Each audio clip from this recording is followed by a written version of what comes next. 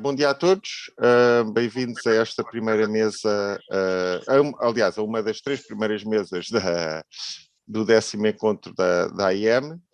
Obrigado por estarem todos desse lado. Tínhamos três palestrantes, mas infelizmente uma das pessoas não pôde vir. Portanto, estamos reduzidos a dois, mas serão certamente duas comunicações muito interessantes. Teremos aqui pano para mangas para uma boa discussão depois no final. Eu vou só, enfim, já todos fizemos apresentações por Zoom, não é? Estamos infelizmente nesta situação há mais de um ano. Mas pronto, há sempre aqui algumas coisas que se podem portanto, afinar, por assim dizer. E eu, nesse sentido, portanto, neste caso, para os dois palestrantes, quando, portanto, terão, enfim, 20 minutos para falar, mas, enfim, como somos só dois, terão a sua certa tolerância, não é? De qualquer maneira, quando faltarem 5 minutos, eu assinalarei deste modo, que acho que é mais útil do que estar a fazer sinais e papelinhos que não se veem bem, e quando faltarem 2, eu mudarei para aqui e, portanto, para terem atenção que, enfim, estão perto da hora de desligar, não é? Ou de terminar a vossa apresentação. Vamos começar pela Leonor Arial, que é investigadora do Instituto de História Contemporânea, não é? O IHC, da Faculdade de Ciências Sociais e Humanas da Universidade Nova de Lisboa, e que nos trará uma comunicação intitulada Contributos para uma História Oculta do Cinema Português. Portanto, Leonor, quando quiseres, podes começar. Obrigada, então, por este arranque. De facto, o meu título era esse, um bocado vago. Eu depois na sinopse referi a alguns autores, mas realmente vou-me só concentrar em alguns filmes do Manuel de Oliveira, filmes que ele não realizou. Uma pequena introdução, para quem não esteja bem dentro dos problemas do cinema português. Sabemos que a década de 50, na história do cinema português, é bastante bem conhecida pela falta de boas obras ou pelo seu reduzido número.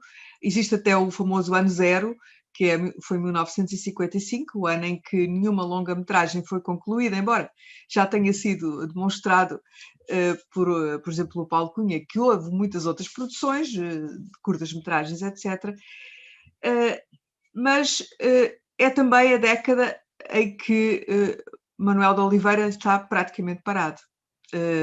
E não só. Bom, a verdade é que estas lacunas gigantescas que existem na história do cinema português, por falta de filmes, começam a ser preenchidas recentemente com a possibilidade que temos de aceder aos arquivos do CNI, onde se encontram muitos guiões não financiados ou não aprovados ou censurados, e também no acesso ao espólio dos realizadores, onde vamos encontrando os tais projetos não realizados. Ora, eu, em relação aos projetos de Manuel de Oliveira, que foram muitos, eu acho que vou dizer isso mais à frente, mas basicamente contabilizados os projetos do Manuel de Oliveira entre o início dos anos 30 e o início dos anos 70, 40 anos, são 24. 24 projetos não realizados de vários tipos, documentários, filmes poéticos e outros, ficções. Bom, e então eu tive a possibilidade recentemente de consultar alguns desses guiões que existem do Manuel de Oliveira na Casa do Cinema de Manuel de Oliveira, na Fundação de Serralves. E foi uma descoberta incrível. Eu ainda estou a trabalhar sobre esse material, não tenho assim conclusões definitivas, nem demasiados pormenores, mas também não tenho tempo aqui para, se calhar, para tudo o que tenho já para dizer. Basicamente, também para introduzir aqueles que não têm a obra do Manuel de Oliveira presente, não têm que a ter, ela é enorme.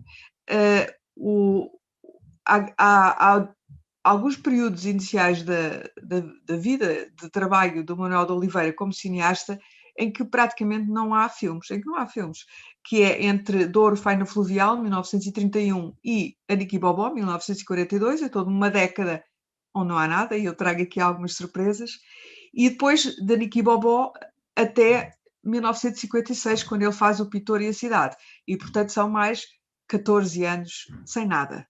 Bom, então, como podem imaginar, a curiosidade que me moveu era muita. Mas vou agora começar pelo Aniki Bobó, porque o Aniki Bobó, como se sabe, foi dito por alguns ser premonitório, até precursor do neorrealismo, o que o Oliveira, enfim, não assina propriamente, mas isso é importante aqui para a minha comunicação, porque eu optei por ler alguns dos guiões que tinham aspectos mais realistas. Pronto. E então, o Aniki Bobó é um ponto de comparação importante para nós podermos imaginar o que é que seriam os filmes após e os filmes antes, naquela época, aproximadamente. Em relação ao Aniki Bobó, que hoje é um clássico do nosso cinema, na altura, no entanto, ele não foi muito bem recebido, foi pateado por alguns, criticado, mas houve quem o reconhecesse, e o mérito deve ser reconhecido a quem o reconheceu. E a começar por António Ferro, que era o secretário nacional de Informação, e que publicamente, num discurso de 1947, verificava a carência que havia em Portugal de filmes de natureza poética, assim os designava, carência que seria absoluta, estou a citar, se não nos lembrássemos de um filme delicioso do Manuel de Oliveira, Aniki Bobó, que passou completamente despercebido, diz ele. Além desta categoria de filmes de natureza poética, isto também é bem conhecido por todos nós, quase, havia um outro género cinematográfico que, dizia o António Ferro, ainda não era conhecido dos nossos estúdios e laboratórios, que era o género, vou citar também, constituído por aqueles filmes aos quais chamaremos filmes do cotidiano. Histórias contadas naturalmente, sem a preocupação dos grandes momentos, mas feitos ao contrário com os nadas de todos os dias. Com pequenos dramas sem espectaculosidade, sem tempestades nem mortes, sem vinganças nem maus sentimentos, enfim, etc.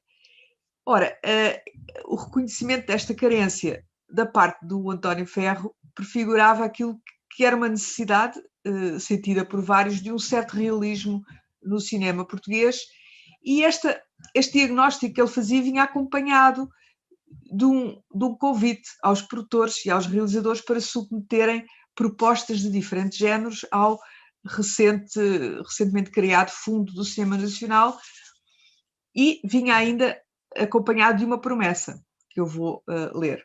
Quanto aos filmes do cotidiano, classificação encontrada de momento e sem conteúdo necessário, terão sempre a melhor aceitação, estamos certos, não só da direção do CNI, como do próprio Conselho do Cinema. Ora bem, esta promessa gerou grandes expectativas, também na banda dos oposicionistas ao regime, como é evidente, nos quais se contavam alguns escritores neorrealistas, assim como também o cineasta neorrealista, praticamente o único que nós temos, Manuel Guimarães. E também, claro, os críticos de cinema, que muito falaram sobre esta nova vaga que era preciso criar. Não sei se na altura já usavam o termo nova vaga, mas o termo nova vaga surgiu mesmo antes da nova vaga. Pronto, então podemos dizer que nesta altura, já passou imenso tempo e não vou na segunda página, nesta altura a necessidade de o desejo de um cinema realista não era ignorado nem pela elite pensante, de um modo geral, nem do lado nem do outro, nem da esquerda nem da direita, nem do poder nem da oposição. Só que depois de António Ferro sair do CNI, em 1949, essa promessa não foi cumprida e o cinema deste tipo, mais poético, ou mais realista, ou mais artístico, se quiser, aquele que precisaria mais de apoio, não foi apoiado. Foi na altura em que começaram a aparecer os filmes neorrealistas italianos, cá, porque eles cá chegaram um bocadinho atrasados em relação à sua origem, e é que esses filmes começam a marcar os espectadores e também os realizadores da época. No entanto, também convém lembrar, porque nós vamos dar sempre um bocado para trás e para a frente aqui com a questão do Oliveira, é que houver outros realismos antes. Tinha havido o realismo poético, por exemplo, e a esses realismos anteriores não tinham sido imunes nem o Manuel de Oliveira, nem, por exemplo, o Jorge Bruno do Canto com a Canção da Terra em 1938. Mesmo se eles não assumiram esse realismo numa perspectiva mais ideologicamente conotada.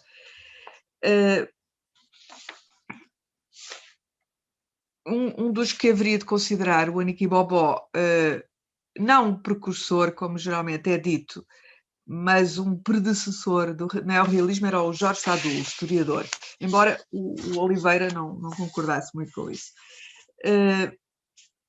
Isto porque o Aniki Bobó foi rodado inteiramente em cenários naturais, nas margens do Rio Douro, com som direto, e que é uma coisa raríssima. Eu gostava de confirmar isso, porque quase é incrível, mas parece, de facto, isto é dito pelo Manuel António Pina, e com pequenos atores amadores, que são as crianças. O Manuel António Pina, acerca do Aniki Bobó, até fala de um certo realismo português.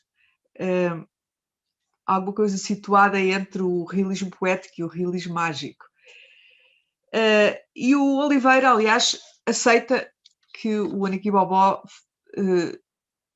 possa ser classificado como realismo poético. Portanto, isto era para vos situar no campo do realismo por onde eu prossegui agora esta minha análise. Vou tentar avançar a passos mais largos.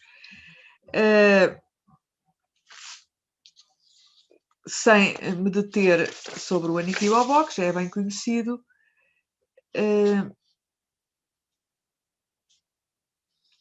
passando por uma frase, uma declaração do Oliveira, em que ele muito claramente diz que a censura mais forte que ele sofreu foi a de o terem impedido de fazer filmes, acusação gravíssima para a nossa cultura, mas pronto, tudo isso também já é conhecido. Já falei dos 24 projetos que ele fez, que ele escreveu ou imaginou, mas que eu agora vou detalhar por categorias. 5, segundo um balanço feito pelo António Preto, que se baseia também na listagem feita pelo Jacques Parcy, e entre 31 e 72 encontramos 5 adaptações de textos literários não realizados, 10 filmes de ficção com o argumento original do Oliveira, não realizados, 3 filmes de ensaio de caráter abstrato, talvez possamos considerar poético, e 6 documentários. Ora bem, alguns desses projetos, os iniciais, localizavam-se na zona do Porto, onde Manuel de Oliveira vivia, e eu vou então apresentar brevemente alguns projetos. O primeiro de que tenho aqui notícia chamava-se Desemprego e data de 33, já é conhecido, não é novo, até porque não foi encontrado nenhum guião deste filme, mas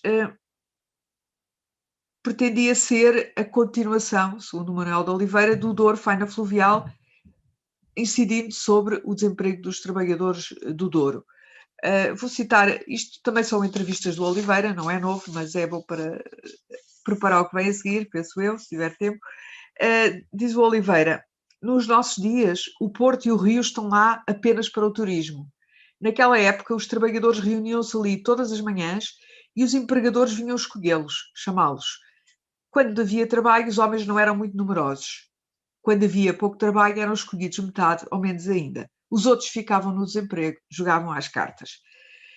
O filme deveria acabar com a saída de um barco para a pesca do bacalhau uma pesca que durava 6 meses. Nesse tempo, quando o barco partia, as famílias dos pescadores acompanhavam-no, chorando, para lhes dizer adeus, ao longo da margem até ao farol. Estes homens que nada tinham, sofriam no barco. Raramente se gosta de partir por 6 meses e deixar os seus. Havia uma espécie de desespero. A família, que não estava habituada a ver partir um dos seus por tanto tempo, chorava de forma trágica. E pronto, este foi um filme que ele pensou ao mesmo tempo que pensou outro, do qual eu vou falar mais adiante, que é a Prostituição, porque também tem outra datação. Entretanto, surge outro projeto que se haveria de chamar Gigantes do Douro, subtítulo História da Vida dos Trabalhadores do Douro, e que era sobre os trabalhadores das vindimas, não da vindima apenas, da vinha, de todo o ciclo da vinha, e que, diz o realizador, era um documentário, mas era ligeiramente romanceado. Ora, a este filme eu tive acesso ao guião, à planificação, plano por plano, tudo escrito, 800 planos, as várias cenas, as situações, quase permitem imaginar o filme. Só não consigo imaginá-lo na parte que me escapa, que é conhecer como era a lide da vinha, mas pronto, isso também é de procurar noutros registros, se houver. Esse filme era uma encomenda do Instituto do Vinho do Porto, que depois foi cancelada, diz o realizador, por uma questão de medo político, o medo que as duras condições de trabalho a que aqueles trabalhadores estavam sujeitos, sem máquinas, fossem mostradas. Ele diz ainda que o filme devia apresentar o trabalho gigantesco dos trabalhadores vitícolas, não sob um ângulo político, mas social. Pronto. Ele distingue isso, para ele é importante, porque ele assume algum realismo nos seus filmes, como vamos ver, mas um ponto de vista social que não era político, no sentido de ideologicamente marcado por aquilo que ele haveria de encontrar no neorrealismo, também que era uma certa definição marxista, e ele aí nisso não alinhava. Mas o assunto era bastante forte, ele diz, e foi isso que matou a possibilidade de fazer o filme. No entanto, o guião mostra tudo isso, mostra a sucessão das várias fases nos trabalhos da vinha, ao longo do ano, ao longo de 3 ou 4 anos, onde se entrelaça também o tempo das gerações que se sucedem.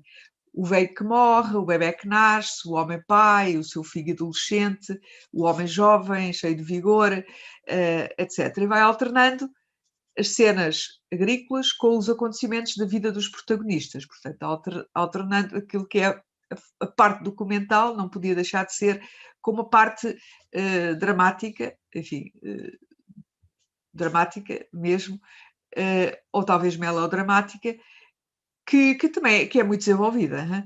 Portanto, não é como se disse a alguns, apenas um documentário, é um filme misto. Temos 2 protagonistas, que é um casal, o João e a Rosa, namorados e depois casam, e depois tem o filho, entretanto o filho cresce e no fim do filme o filho já faz perguntas, portanto imagino que deve estar na idade das perguntas, 3, 4 anos. É o meu fiel de temporal deste filme. A descrição das atividades agrícolas é muito detalhada, tal como a atenção à paisagem, planos mais contemplativos e também aos rituais diários, com muitos pormenores, que alternam descanso e trabalho, com também, por exemplo, as mulheres a lavar a roupa no rio, as crianças a brincar, pontuado também por certas festividades, como a procissão, o baile, o casamento, a festa da vindima. E, por vezes, esta alternância entre cenas adquire uma forma rítmica, uma cena ou outra cena, alternando ritmicamente com cenas simultâneas, particularmente quando ele quer criar alguma tensão. Por exemplo, quando nasce o bebé e o pai martela a vinha, as estacas da vinha, ao mesmo tempo que a mulher está o homem trabalha e a mulher trabalha no parto também. São coisas engraçadas. Por outro lado, também existem vários motivos musicais que são apontados, primeiro motivo, segundo motivo, terceiro motivo, e que são recorrentes, não é? Como leitmotivos.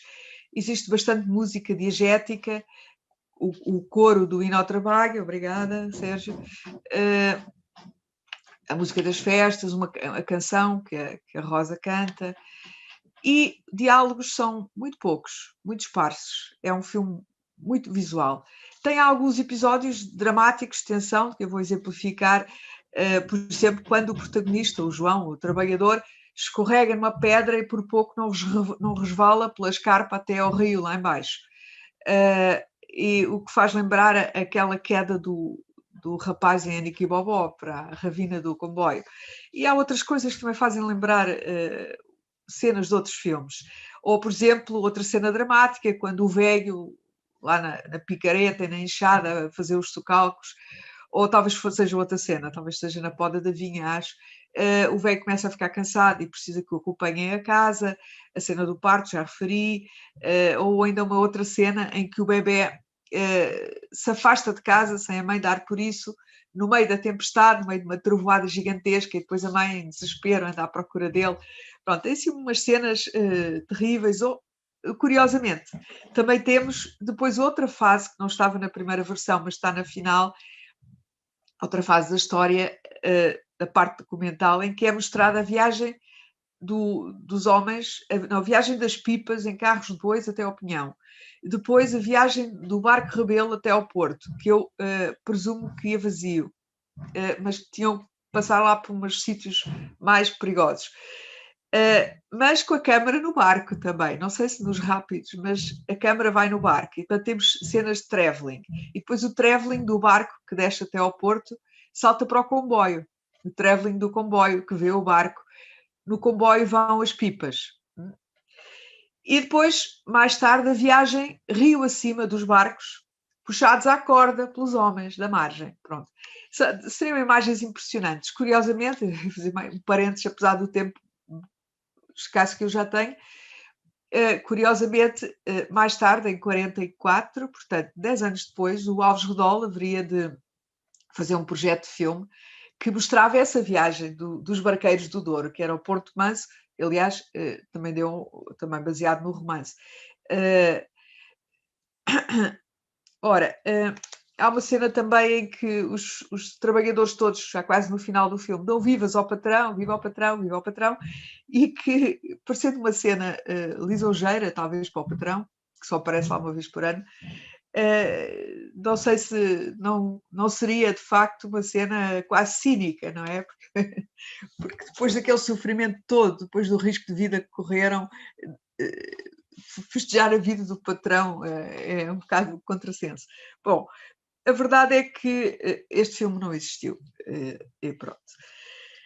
Passemos ao próximo, também mais ou menos da mesma época, 1934, que seria um melodrama e que se chamaria A Mulher que Passa. E que evocava uma experiência do Oliveira, em jovem, e o conflito porque ele eventualmente passou, não? É o que é escrito pelo Passy, o conflito entre uma vida desportiva e uma vida boémia. Bom, A Mulher que Passa é um melodrama, se se depreende do resumo do argumento de 13 páginas. É um jogador de futebol famoso que, nas vésperas de um grande jogo, encontra uma mulher num dancing e apaixona-se por ela, e de repente deixa a noiva, deixa o emprego que tinha na empresa do pai, deixa os treinos de futebol, deixa tudo, até que aos poucos fica sem dinheiro e não sabe resolver a sua vida. E cai no desânimo, diríamos hoje depressão. Parece um percurso um bocado inverossímil, não é? É como se o Ronaldo agora decidisse apaixonar-se por alguém e cair no desemprego. Enfim. Mas é a história, é um melodrama, se calhar típico da época. Um tanto simplista, pareceu-me, e parece, no fundo, na sua linearidade, alertar para o perigo das mulheres que passam, não é? Bom, mas é que, por fim, por um impulso do destino, digamos, o Jorge, que é o personagem principal, vai assistir, arrastado pela população do Porto, ao tal jogo onde ele não está, onde ele faltou. Reparam nele, a equipa está a perder, reparam nele no intervalo e ele é quase obrigado a ir ao campo salvar a equipa, e consegue meter 3 golos e salva o jogo, salva a família, salva tudo, pronto. E a mulher que passa, olha, arranja outro, não conta. E eu fiquei um bocadinho desiludida, confesso. Só que aí passei à leitura da planificação, onde com todo o detalhe o Oliveira aponta cada plano a filmar.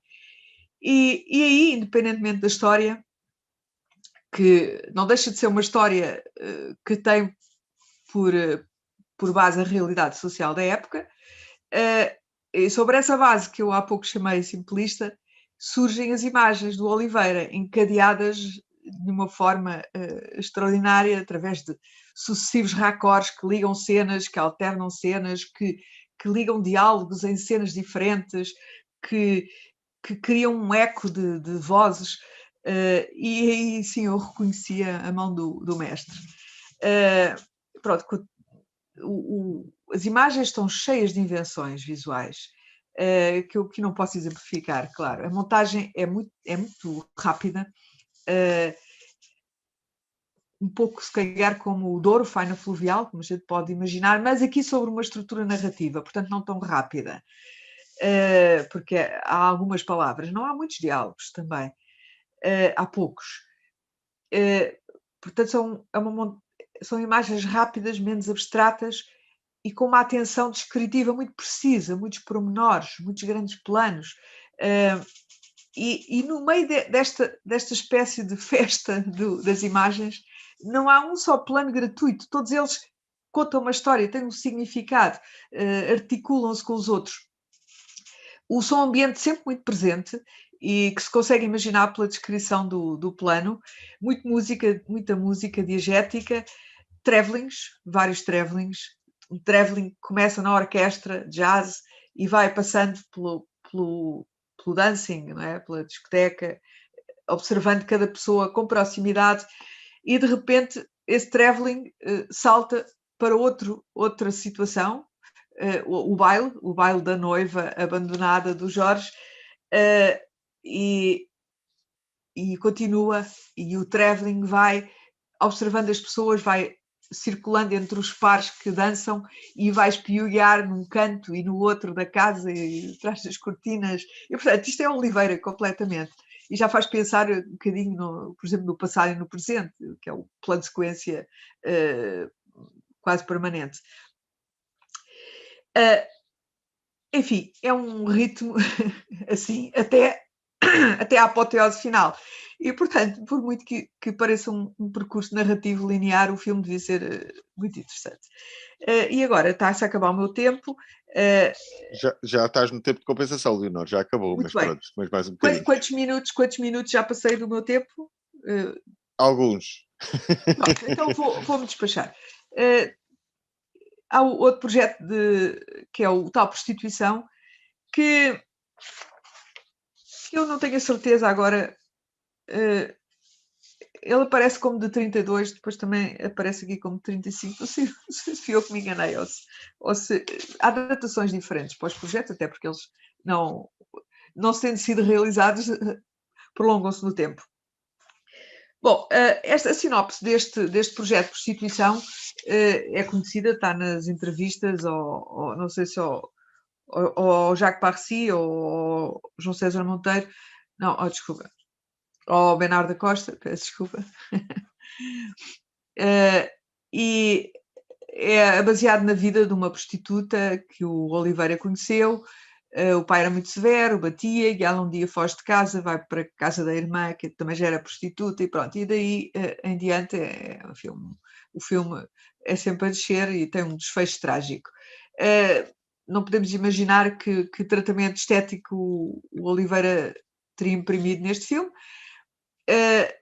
mas ao contrário do anterior, A Mulher que Passa, percebe-se pela sinopse do filme, dita pela boca do Oliveira numa entrevista, que o filme não é moralista, ou seja, não culpabiliza aquela mulher. Pelo contrário, compassivo com o seu ponto de vista, mas no fundo também considera que aquela realidade da prostituição é uma realidade social imutável.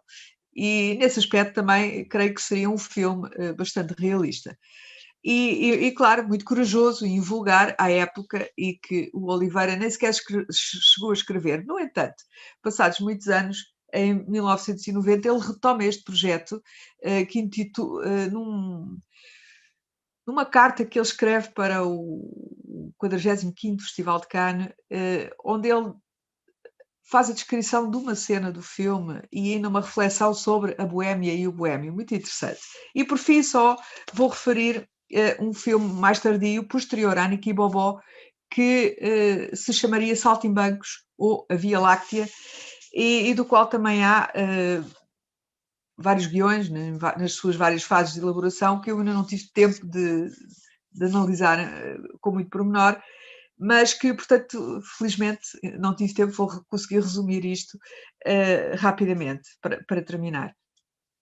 Portanto, esta é uma história que parte de uma notícia de jornal, a notícia de uma criança que teria sido vendida ao circo, e essa é a história. O filme é centrado do ponto de vista dessa criança, que é o Miguel, que conta como a sua madrasta o vendeu ao circo, e depois vamos acompanhando o que é que se passa no circo, muitas cenas de violência contra as crianças, embora haja também personagens carinhosos, e esta história vai sendo pontuada por monólogos. No fundo, constitui um grande flashback da memória deste personagem, Miguel. Há certas cenas, por exemplo, como a venda da criança ao circo, enfim, uma venda, um aluguer, que nos faz lembrar completamente a Estrada do Fellini, que seria realizado 10 anos mais tarde. Mas pronto, são as imagens que nos acompanham, não é? Que a gente tem que usar para imaginar. Tem algumas personagens, o casal a trapezista, uma cena dramática também em cima do trapézio, como não podia deixar de ser, mas isto, com uma nota importante, é que o próprio Manuel de Oliveira e o seu irmão tinham praticado trapézio, não é? E, portanto, ele teria conhecido este meio e todas as questões desportivas à volta do trapézio e de outras coisas. Bom, a mim pareceu-me que as personagens são um pouco dicotómicas, há os maus e há os bons, há o patrão, o empresário do circo e mais o domador de cavalos, não é assim que se chama, mas é parecido. E, por outro lado, há o casal compassivo e o palhaço.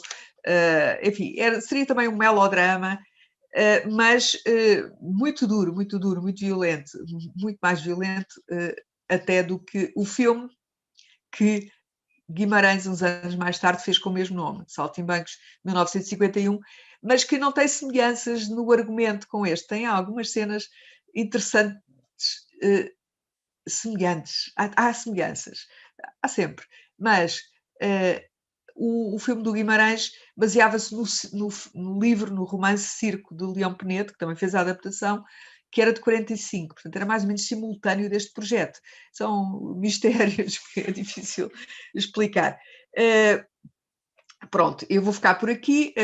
A minha próxima aventura é perceber a relação entre os dois filmes, se existir, mas queria só referir, antes de acabar, que ainda vai surgir 10 anos depois, isto é o período vazio do Oliveira, o Projeto Angélica, que já é conhecido e que ele depois volta a retomar como filme, 2000 e tal, e em 58, já depois de fazer o Pintor e a Cidade, e já depois de ter mudado um pouco o seu registro estético para um cinema mais baseado na temporalidade, ele tem dois projetos que não chega a realizar nessa data de 58, que eu vou só referir. Agora é de vez, Sérgio.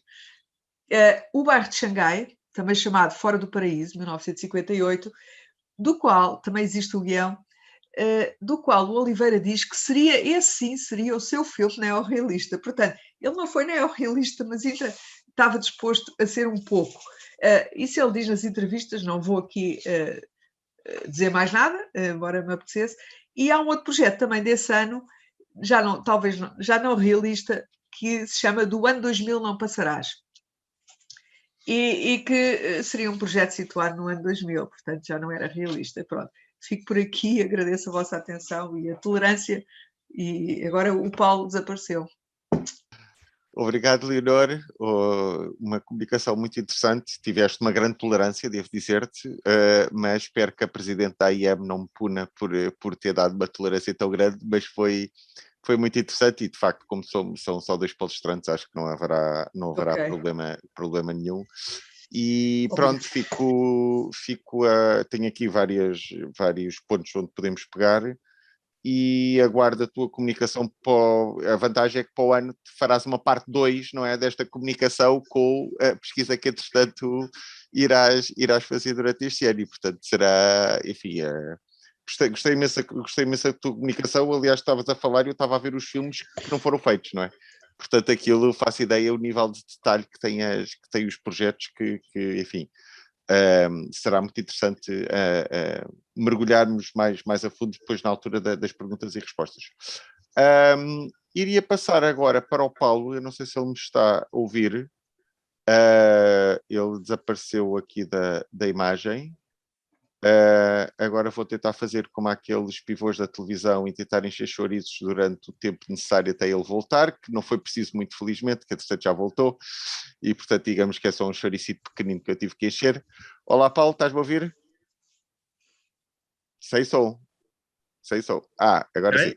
Ok, então pronto, tudo bem. Então vamos agora passar para o Paulo Miguel Martins, que portanto é professor na ESAD IPL, não é? Na Escola Superior de Arte e Design do Instituto Politécnico de Leiria. Colega da Leonor, exatamente, e é investigador do ISCTER, não é? Do Instituto Universitário de Lisboa. Exatamente. E nem de propósito, a Leonor fala sobre o Manuel de Oliveira de projetos que não foram realizados. O Paulo vem-nos falar de um projeto realizado do Manuel de Oliveira, e o título da sua publicação chama-se O Impacto do Pão de Manuel de Oliveira. E Paulo traz os 20 minutos com a tolerância que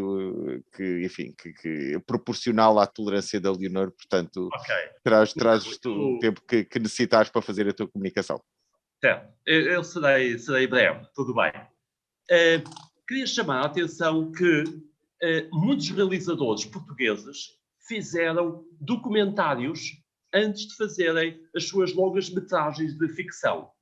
Exemplo, o Fernando Lopes, com As Palavras e os Fios, o Fonseca e Costa, com A Metafísica do Chocolate, tem assim um nome interessante que ele vai buscar ao poema do Fernando Pessoa para fazer um filme sobre a fábrica de chocolates Regina. Temos, por exemplo, o António Pedro Vasconcelos, fez filmes sobre a fábrica de tapeçarias, a cervejeira, etc. Também Manuel de Oliveira vai fazer vários documentários, já vamos ver um em concreto, chamado O Pão, que tiveram impacto, quer para ele próprio, quer para outros cineastas. Quero chamar a atenção que, em primeiro lugar, este tipo de documentários eram uma fonte de financiamento para os filmes de ficção. Muitas vezes, estes realizadores apostavam neste tipo de filmes para ir buscar fundos que depois aplicavam nas suas longas metragens. Este é um aspecto que logo nos anos 50 e 60, Luís de Pina, na altura investigador e crítico de cinema, já chamava a atenção. Depois também é muito interessante ver que as empresas apostavam muitas vezes neste tipo de filmes para serem, digamos assim, reconhecidas como empresas de prestígio. Eu estou a dar esta sessão aqui com alunos à minha frente, e é uma coisa interessante às vezes pensarmos que estes realizadores, porque é que encontravam esse mercado? Porque muitas vezes as empresas estavam interessadas em promover-se. Imaginem o que é a fábrica de chocolates Regina, encomendar a um jovem realizador, neste caso o Fonseca e Costa, faz um filme para verem como a fábrica Regina é moderna. E é moderna porquê? Porque está a recorrer ao cinema. E isto vai acontecer com Manuel de Oliveira. Já vamos ver.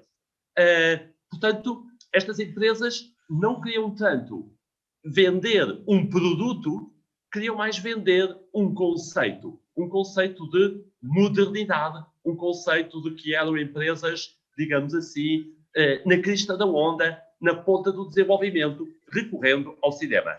Depois também é interessante vermos como este dinheiro das empresas era aplicado naquilo que podemos chamar a primeira indústria cinematográfica que ia desenvolvendo-se. Portanto, com este financiamento, os realizadores pagavam equipamentos, pagavam os outros jovens técnicos que passavam a colaborar com eles, etc. Os cineastas vão apoiar este documentário também numa dupla perspectiva de, vamos chamar, experimentação. Por um lado, experimentavam os equipamentos, como é que funciona esta câmera, como é que funcionam estes projetores, etc. Mas também experimentavam narrativas. Como é que eu vou encadear, como é que eu vou colocar uma cena e depois outra e mais outra, sequencialmente, para transmitir uma ideia, para transmitir uma mensagem. O filme que vamos ver, eu vou colocar um excerto, chama-se O Pão. O Pão foi uma encomenda daquilo que na altura era conhecido como FNIM, Federação Nacional de Indústrias de Moagem. Esta Federação Nacional de Indústrias de Moagem queria explicar a todo o país que era bom passar a produzir o trigo, passar a produzir o pão, peço desculpa, através da sua federação. E, portanto, todos os agricultores cedessem, concentrassem a sua produção de trigo na FNIM. A FNIM iria produzir com melhor qualidade, a FNIM iria produzir o pão de uma forma que chegasse depois a todos os habitantes de Portugal através de uma boa distribuição. Portanto, havia esta dupla faceta. Melhor qualidade, distribuição mais, digamos assim, homogénea para todo o país. E por isso recorrem ao Manuel de Oliveira. Estamos em 1959. Como já explicou antes de mim a Leonor, Manuel de Oliveira já tinha feito o Douro, Faina Fluvial, já tinha feito o Nica Bobó, etc.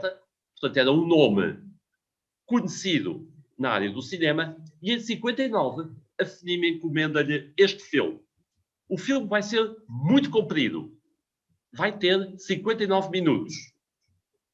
4 anos depois, em 1964, Manuel de Oliveira apresenta o mesmo filme reduzido para 24 minutos. Esta redução, este filme de 64, é que passou a ser um filme visionado e distribuído. No YouTube temos um excerto de 9 minutos. Vamos ver uma parte e depois já analiso como é que o filme teve impacto. Quero chamar a atenção que a parte que vamos ver é o início.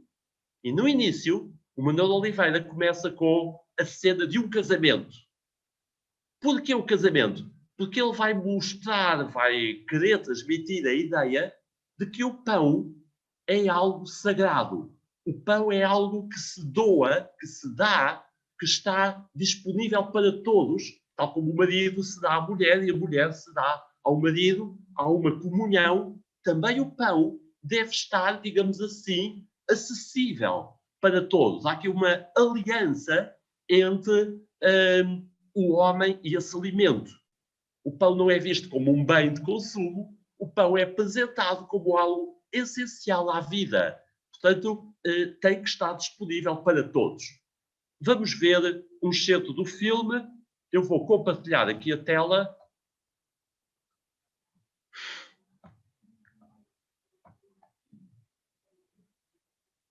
Penso que já estarão a ver. Portanto, isto é a cena do casamento. Vamos arrancar. In nomine Patris et Filii et Spiritus Sancti. Amém. Estão a ouvir som?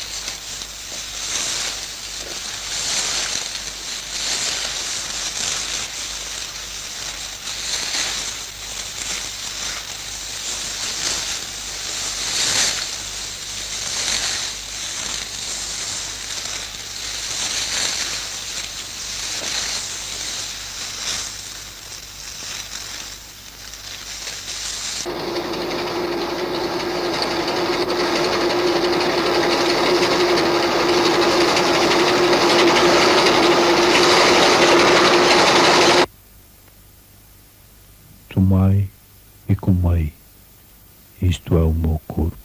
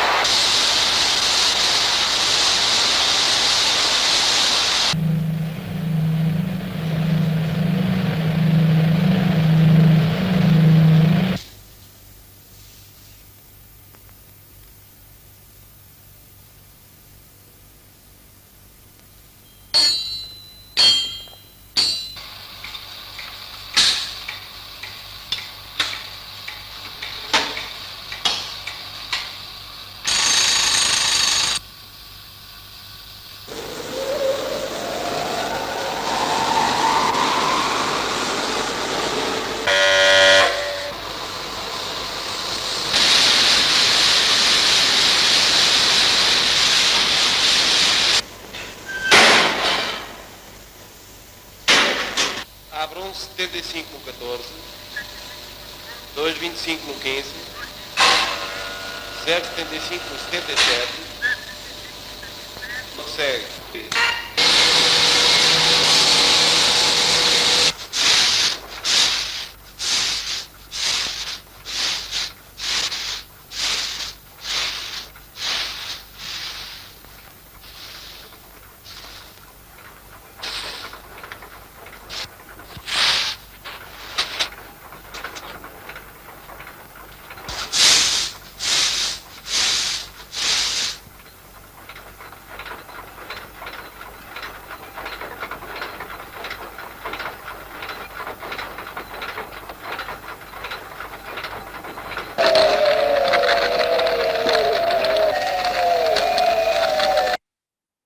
Ok, eu vou interromper daqui para explicar o seguinte. O que é interessante nós vermos? O Manuel de Oliveira vai pegar numa linguagem técnica, ou seja, vai pegar numa linguagem de como é que se fabrica o pão, em algo estético. Passa de uma linguagem técnica para uma linguagem estética. Como é que eu vou transmitir a ideia de que é melhor produzir o pão através da FNIM? E ele vai insistir naquilo que vamos chamar uma linguagem dialética. ele mostra muito o antigo, o moinho, o processo de fabrico artesanal, comparando, colocando imagens logo de seguida de os silos modernos, o fabrico moderno. Portanto, esta dialética está muito presente. Céu, terra, campo, cidade, riqueza, pobreza.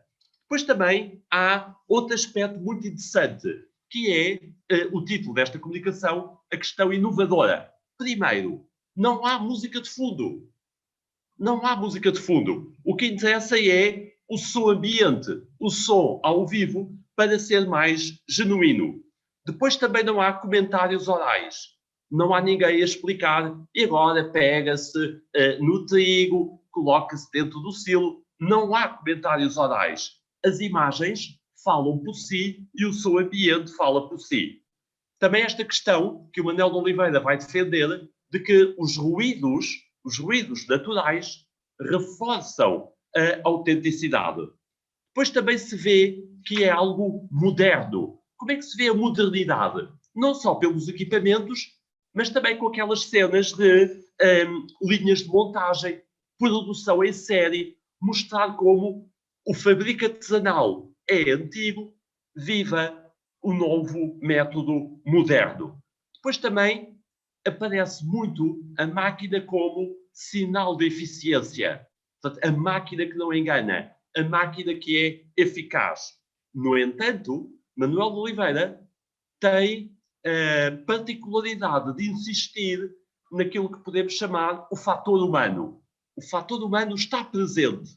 O fator humano é quem controla a máquina. Por isso se vêem tantos planos de mão no botão, o homem a controlar a produção, o homem a controlar a máquina. Por último, chamar a atenção que este filme e outros documentários que Manuel de Oliveira vai continuar a fazer, vai fazer uso de automóveis, por exemplo, que é a sua paixão, mas este tipo de documentários pode ser considerado, e são, documentos históricos, são registros de uma memória. Quer uma memória material porquê? Nós vemos os equipamentos que existiam, vemos processos de fabrico, os silos, as máquinas, os moinhos, os locais. Portanto, é uma memória material. Chama a atenção que no final do filme nós vamos ver um rapazito pobre na rua a olhar para uma vitrine com pão à venda.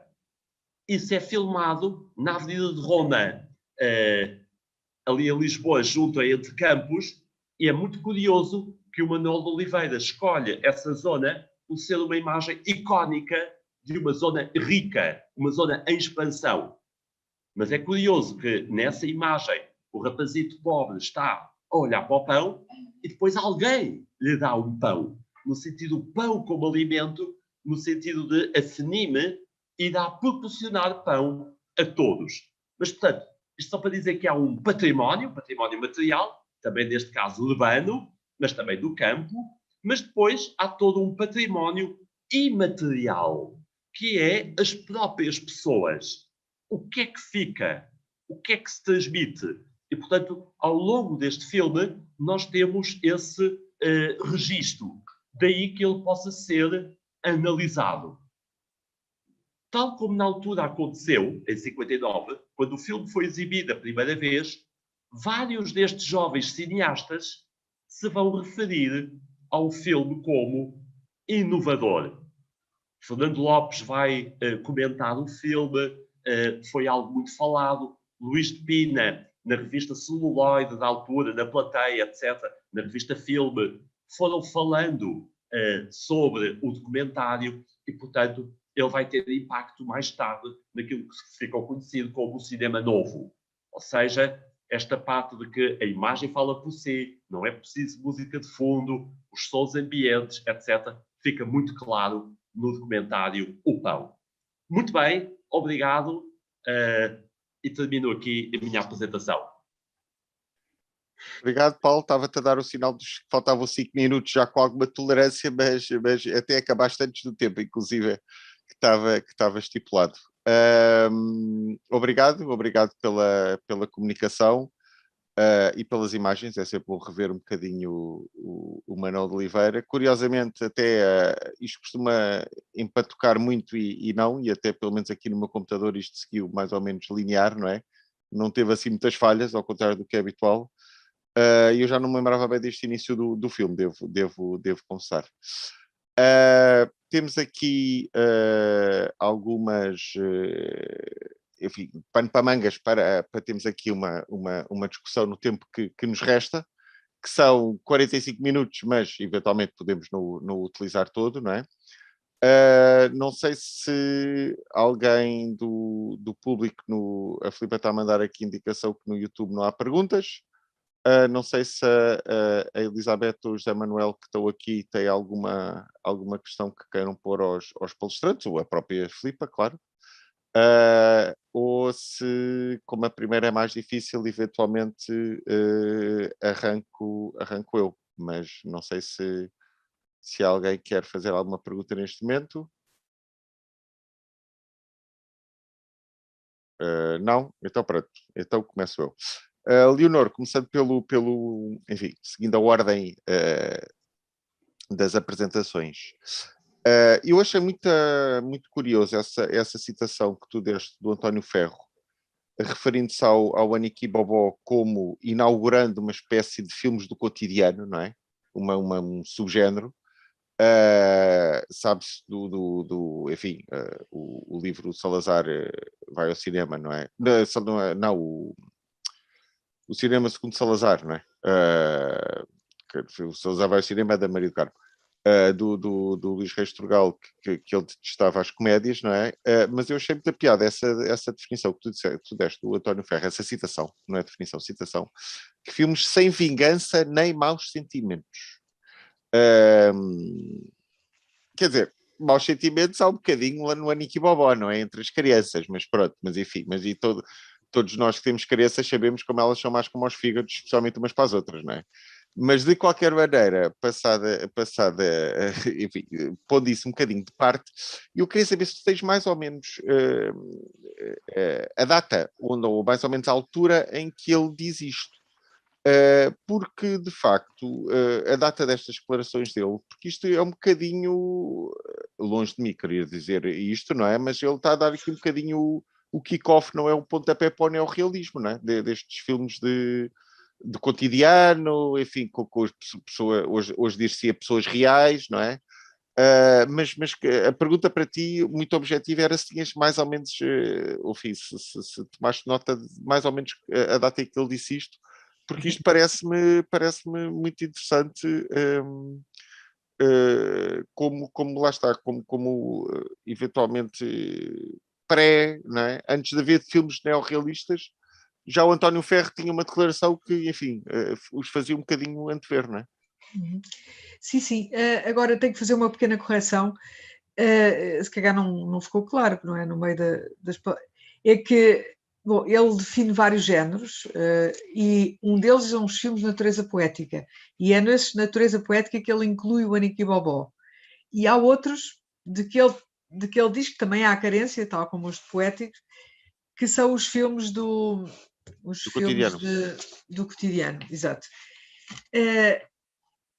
Pronto, agora nós também podemos considerar que o Aniki Bobó entra nos filmes do cotidiano, sem dúvida. Agora, não foi o Ferro que o fez. Ok, também. Pronto, não fez naquele discurso. De qualquer maneira, outros fizeram. O Sadu considerou assim, outros consideram. O próprio Manuel de Oliveira aceita que o Aniki Bobó seja um realismo poético. Portanto, o Aniki Bobó concilia o realismo com a poesia. Pronto. Isso também é um aspecto interessante que eu não referi, falta essa parte, que o próprio neorrealismo, na sua época inicial, também tem uma série de filmes em que isso acontece, que a fantasia e a realidade se cotejam e uma se sobrepõe à outra. Por exemplo, 2 Dias Fora do Paraíso, 4 Passi fra le nuvole, do Blasetti, de 43, acho. 43, pode ser.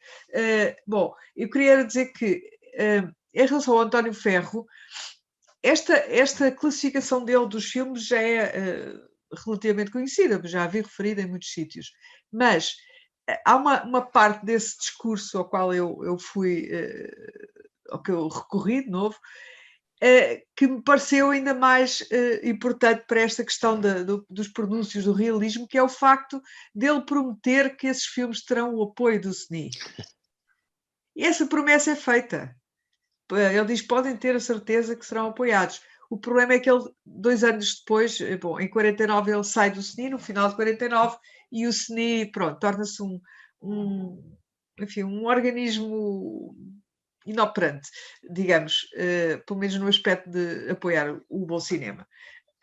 Agora, este discurso é muito simples, foi pronunciado em 1947, em 30 de dezembro de 47, e vem na obra do António Ferro, Teatro e Cinema, que é uma compilação de discursos, editada pelo SNI em 1950, página 61. Ok, muito bem. Não sei se... Entretanto, na pesquisa que tu fizeste destes, tu falaste em 5, não é? Enfim, 5 filmes, 5 projetos mais específicos, entre os 24 que o Manuel de Oliveira não fez, não é? Tu cingiste mais em pormenor a 5 deles, e depois com o bairro de Xangai do ano 2000 não passarás um bocadinho, passa já na parte final, não é? Há alguma... eu calculo que cada um deles tenha uma história do motivo pelo qual não foi feito, não é? Ou a história repete-se? Pois, isso é que é curioso. Ou já tu chegaste a isso na tua pesquisa? Se calhar estou-te a fazer perguntas e eventualmente só responderás para o ano, não é? Pois, se continuares, não é? Sim, e se assim for, peço desculpa, mas de qualquer maneira fiquei muito curioso, porque a maneira como tu falaste, especialmente dos Gigantes do Douro, não é? Da Mulher que Passa, aquilo está ao nível de detalhe, não é? Da planificação, está ao nível de detalhe que de facto estás a falar aquilo. Eu depois, a determinado momento, enfim, se já tivesse bebido um copito ou outro, teria perguntado, mas a Leonor disse que nos filmes não foram feitos, e ela está-me a descrever os filmes, não é? Porque de facto, mas enfim, ainda são 10 da manhã, ainda não estou nesse estado, não é? Mas de facto, não, tu descreveste de luz com um pormenor que é uma coisa absolutamente, com travelings do barco para o comboio e etc, e não sei o quê, quer dizer, aquilo estava tudo, quer dizer, o filme está feito, está quase feito, não é? Só falta filmá-lo, não é? Só faltou filmá-lo. Tudo está escrito, não em todos, não é? Prostituição não, o desemprego não, mas está tudo escrito ao pormenor, plano a plano, movimento, tudo. Alguns até têm orçamento, como o Saltimbancos. Agora, eu não sei se falei em 5 filmes. Eu de facto... De emprego, Gigantes do Douro, A Mulher que Passa, Prostituição e Saltimbancos ou Via Láctea, não é? Pelo menos nos que tomei nota aqui. Está bem, está bem. E depois há mais, ainda há o Bairro de Xangai, que é o tal ao qual eu queria chegar, que é de 58, e que é aquele filme que o Oliveira diz que esse sim é neorrealista. E eu até posso, já agora só para completar, posso citar o Oliveira, quando ele diz, em meados dos anos 50, isto é de uma entrevista, escrevi um filme, O Bairro de Xangai, desculpa, próximo do neorrealismo. Uma síntese que, creio, terá abrangido tudo do neorrealismo. Em todo o caso, o que mais me impressionou nos filmes neorrealistas que vi, que passaram no Porto. Pronto, ele fez isto depois do Pintor e a Cidade. Ele diz, o Pintor termina como pessoas que vivem num bairro da Lata, são pessoas que trabalham, modestos empregados, interessei-me por eles, e a partir do que me contaram das suas vidas concebi aquele filme que não pude realizar como tantos outros. Ele diz também, ainda ao Bernardo da Costa, que, numa entrevista, que o filme era neorrealista pelo lado do ambiente e pela construção dramática.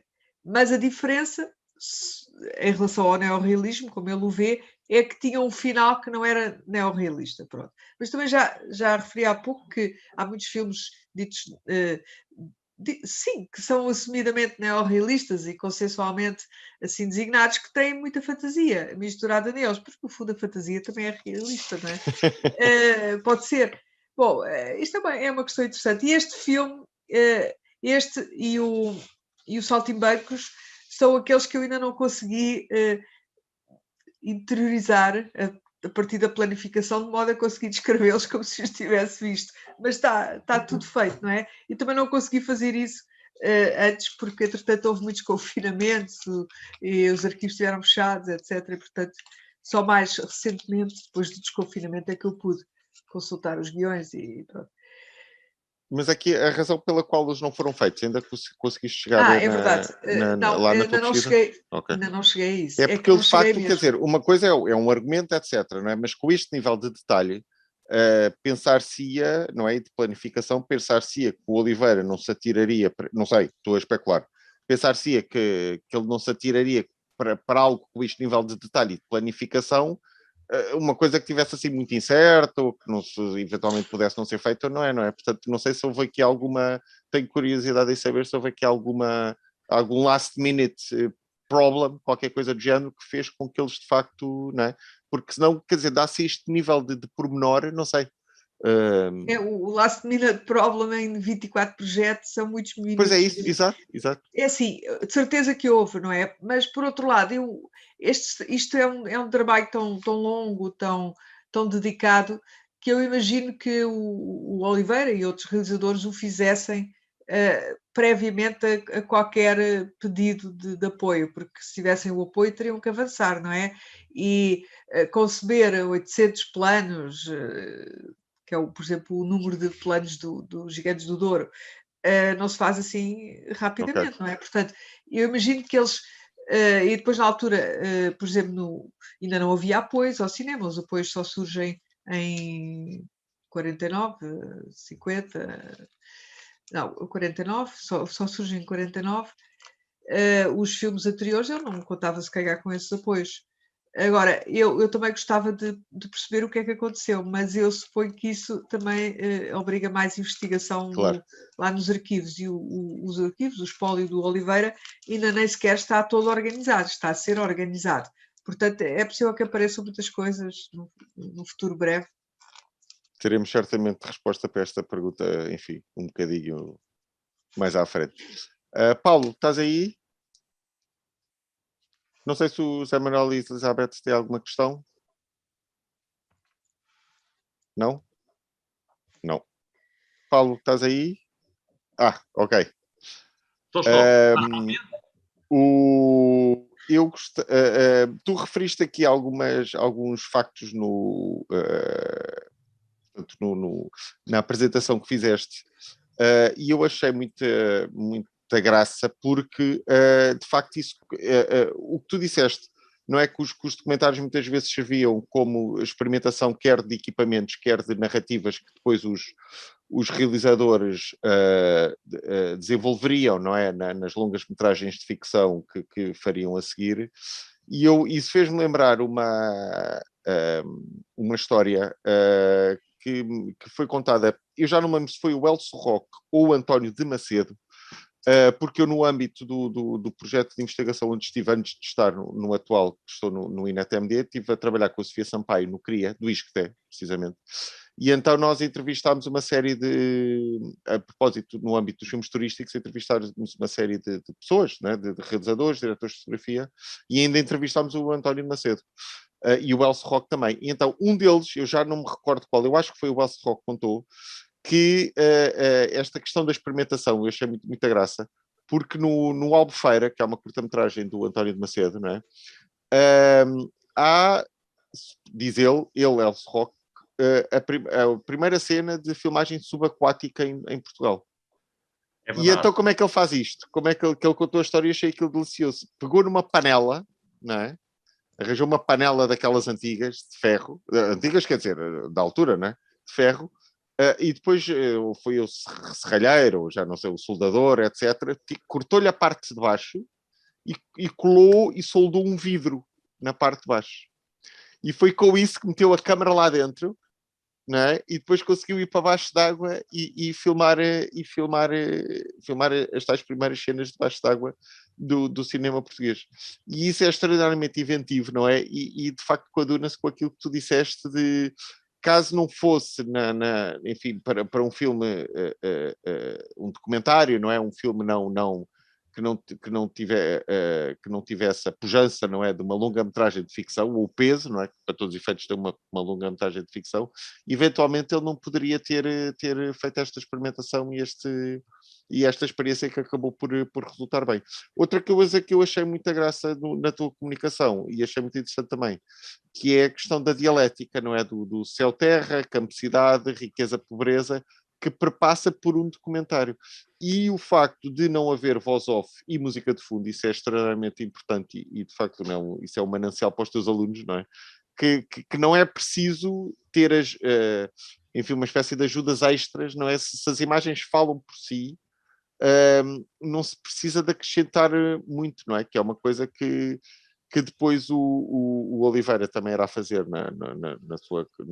nos filmes de ficção que fez, não é? Nas longas metragens, em que os filmes são muito falados, não é? A maior parte deles é muito falado, o peso do texto é muito grande também, e enfim, todos nós sabemos que a importância que o Oliveira dava ao teatro também, não é? Mas de facto, quando as imagens dizem tudo, não é preciso acrescentar mais nada. E por último, antes de dar a palavra eventualmente para aqueles comentários, não tenho propriamente uma pergunta para ti, não é? Só estou a pegar aqui 3 ou 4 pontos que eu achei muito interessante tu fazeres, que é, vou acabar com este, que é juntar o útil ao agradável, no sentido de os realizadores queriam filmar, as empresas queriam ser conhecidas, portanto, junta-se as duas coisas, faz-se um filme sobre uma empresa e pronto, está feito, não é? E, de facto, muitos deles, e nesse projeto que eu tive dos filmes turísticos, muitos dos Antónios Macedos e de entrevistados também o Fonseca e Costa, etc., e, de facto, aquilo era uma oportunidade para eles para estarem a trabalhar, basicamente, e para experimentarem. E, portanto, não era uma publicidade, não é? Às próprias empresas, que era útil para ambos os lados, né? Na altura não havia, obviamente, nem televisão, nem redes, muito menos computadores, redes sociais, etc. Né? E, de facto, as empresas, a maneira de se publicitar e autopromover era através de encomendarem filmes, não é? Que depois resultam objetos tão interessantes que são estudados 50 anos depois, não é?